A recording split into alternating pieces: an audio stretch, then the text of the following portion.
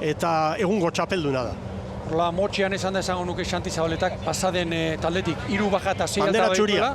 eta indartu egin duela gainera. Erne semaforoarekin, Argi, semaforo gorria orain, nonbait, Orentxe. badoaz. Berdea da semaforoa noski, eta hasi da denboraldi honetako Eusko Tren Liga. Hori ez dakit okerka edo behar den bezala enfilatu gabe, atera ote den. Donostiarrarekin hor treneru erdiren bat edo zar. Galdu du, 20. segundua bete da, Hondarribia eta Orio segundu bateko atzera pentsoarekin. Momentuz Donostiarra, branka aurretik sartuta, Ibon Gaztañazpi, 3. kaletik. Hori da, hemen kalerik estimatuenak, 3., 4. izaten dira, batez ere ipar-ekialdeko haizea denean, Orentxe, babesunea, egiten duelako Herkuleseko torreko hor lurmutur horrek, baina gero ez, hemen 2-3 minutuko babesunea, eta gero erabat itxaso zabalera aterako dira.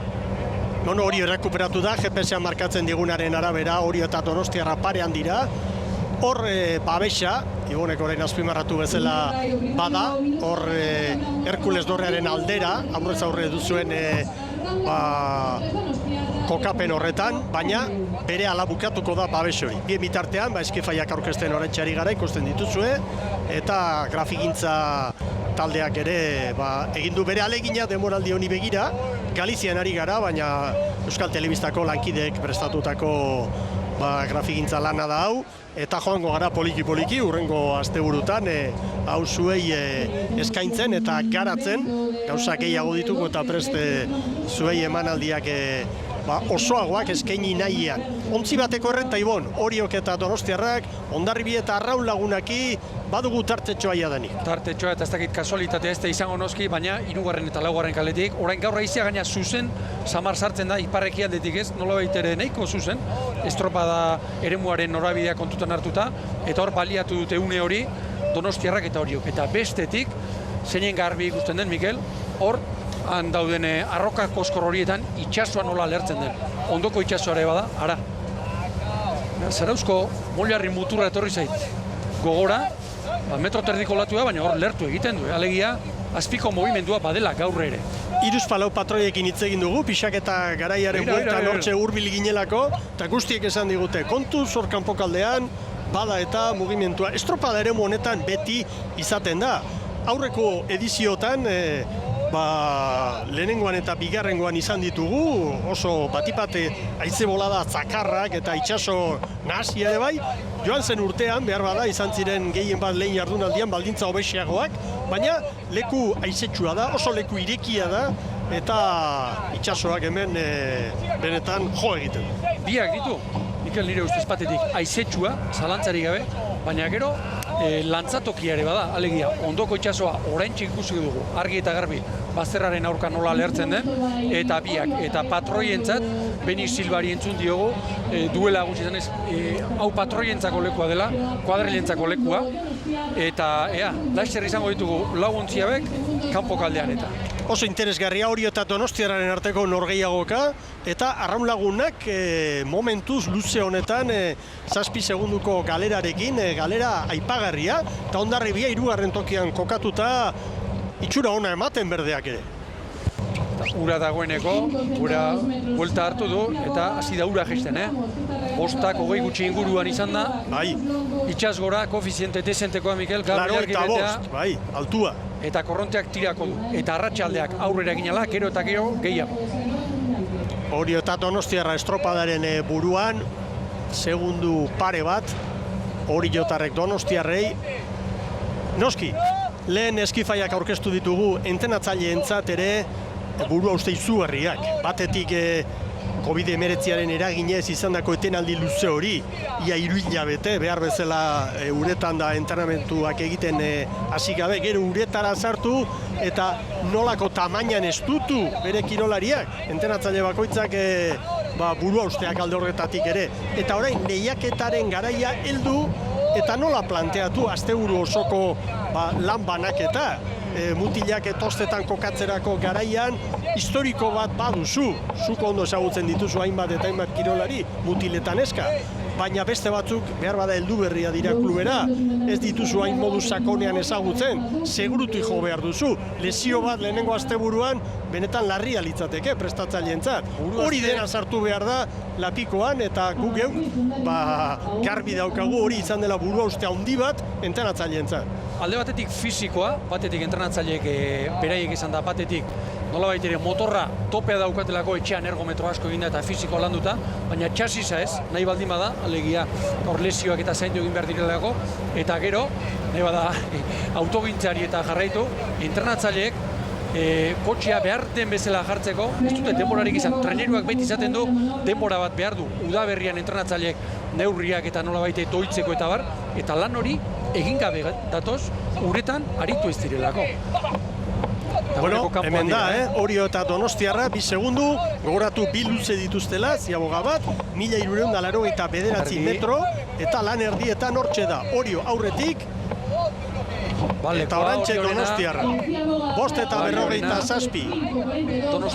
Oriotarren denbora, eta 3 segundu gehiago Donostiarrak, 5:51 jarri dute, pantailetan eunenekoak kontuan hartuta, baina hortxe da 3 segundu, Hondarribia 9-ra, Arraun Lagunak 14-ra, eta maniobra ostean, Oriok Donostiarrari 3 hori markatzen digu GPS-ak. Ara, dagoeneko hasia dira, lantzak hartzen. Bai, orain estropada ezberdin bat, dudari gabe. Orain Oriok, ara.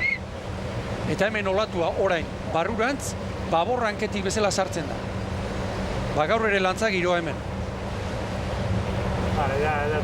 Eta hor, hemen garbi ikusten dugu, ura irakiten bezala dagoela eta urak oso zikinak daude.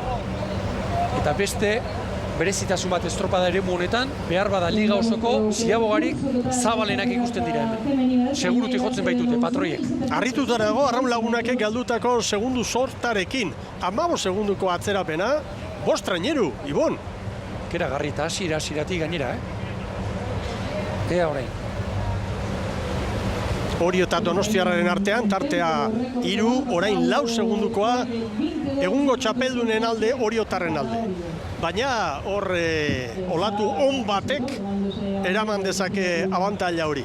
Eraman edo eta bikoiztu. Hor zeinen garbi ikusi dugun, arroka bazarra zuri-zuri, eta horrek esan nahi du, ondoko itsasoa dabilela, handia gainera. Ea ba, oantxe entzuten ditut epaileak inguruan, 2 estropada ditugu, bat aurretik eta gero beste bat. Hondarribia erantzun polita ematen, Hondarribiarentzat 3. tokian egitea gaurko estropada, albiste ona litzateke, gogoratu joan zen urtean Oriok 55 punturekin irabazizuela Euskotren Liga, 13 bandera irabazita, edo 13 estropada irabazita, bat izan ezik beste denak. Hori, irabazi ez zuen hori, Donostia Arraun Lagunakek eraman zuen 53 punturekin 2. bukatu zuten, Donostiarrek, Donostiako beste Arraun elkartea Donostiarako 23rekin 3. eta azken tokian Hondarribia. Gero, Hondarribiak playoffean eutxi egin zion mailari eta ondo gainera. Hau gozoa Oriotarrentzat, dagoeneko traineru terdiko aldea, Nadeta Agirreren esken alde, eta orain normalen haize honekin eta itxas honekin, pixkanaka estribor aldera bezala etorriko dira untziak. Ara, olatua. 5 segundu, Hondarribia 3. eusten, eta hor dago, momentu oso garrantzitsuan da, Koruñako banderari dagokion lehen jardunaldi hau kontuan izan, hemen asteburuan bandera bakarra emango dela eta 2 egunetako denborak batu egingo direla, beraz gaur segunduak garrantzitsua dira gaurkoari begira eta baita ere banderari begira eta sariari begira. Eta hor ikusi dugunez, olatu azkarrak eta motzak. Marren bat bala jotzeko zelakoak. 2. kaletik Donostia Arraun Lagunak asko ari da sufritzen. 18 segunduko atzerapenarekin. Begira orain Donostiarra, olatutxoren batekin errekuperatu. Olatu bat. Eta Orioren gandik 3 segundura da, 11 bat hor. Gaurko olatu mota honekin, olatu berari, palada bat, 2 gehiago jo, aurkaria baino, eta horrek traineru erti bat marka dezake. Bueno, nolabait estropada bukatzeko 500 metro, luzerdia aspaldi burututa, eta aipatu behar da norabideak, Ibon.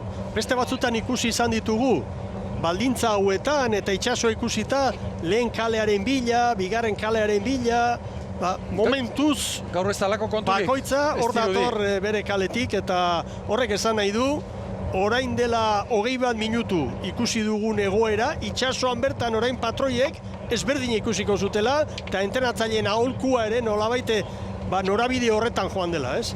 Hori esango nuke, laugarren kaletik, hirugarrena bilatuz bezala, behar bada, estriborrerago Donostiarra. Baina treneru bat, biontzien artean. Alaxe dago, bai.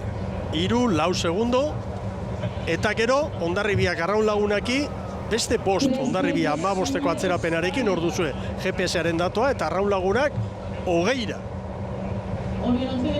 Arratsaldeak aurrera egin ahala, oraindik ere olatuek gehiago tirako dute. Orain Orio kolatu gara? Orio ematen du hirugarren kalearen bueltan izango dugula une honetan, baina diferentzia igo eginda berriro, 4-5 segundo. Donostiarra bai, gehiago etorri da. Donostiarra etorri da gehiago. Donostiarra gainera aprobetxatzen ari da. Donostiarra lagunak atzean dagoela. Hor nolabait aske sentitzen da.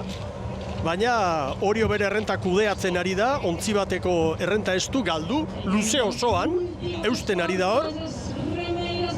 Orain ere hortxe. Olatu hartu nahian Nabetagirre eta bere taldekideak. Postua finkatuta daude.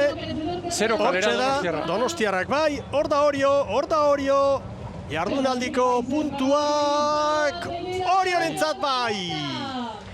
Donostiarra bigarren, bai Donostiarra.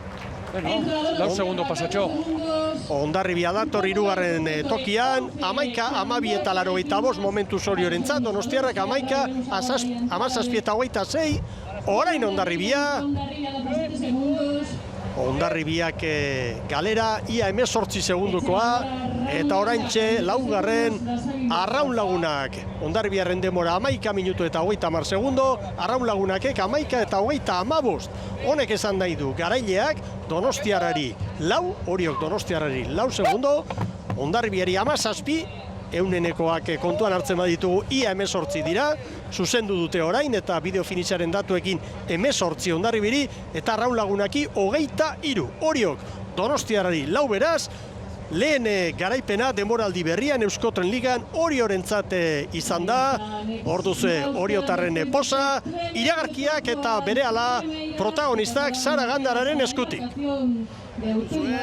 Oriok irabazi du lehen estropada, Koruñako banderari dagokio lehen jardunaldia, hemen txeselkapena, 11, 12 eta 80, Zabaletaren emakumeentzat, Donostiarrak bigarren, 4 segundo eta 62 eunen, gaur puntuak Oriorentzat hortxe daude 4, baina bihar banderari begira, 4 segundu terdi pasatxo, bada zerbait, bada errenta ederra. Hirugarren Hondarribia gaur 18 segundora, eta laugarren Donostia arraun lagunak gaur 23 segundura. Eta zelkapenean Orio lidertzan 4 punturekin, aldamenean, lehen jardunaldiko garaile dela, datua, Donostiarrak 3 puntu, Hondarribiak 2, arraun lagunak 1,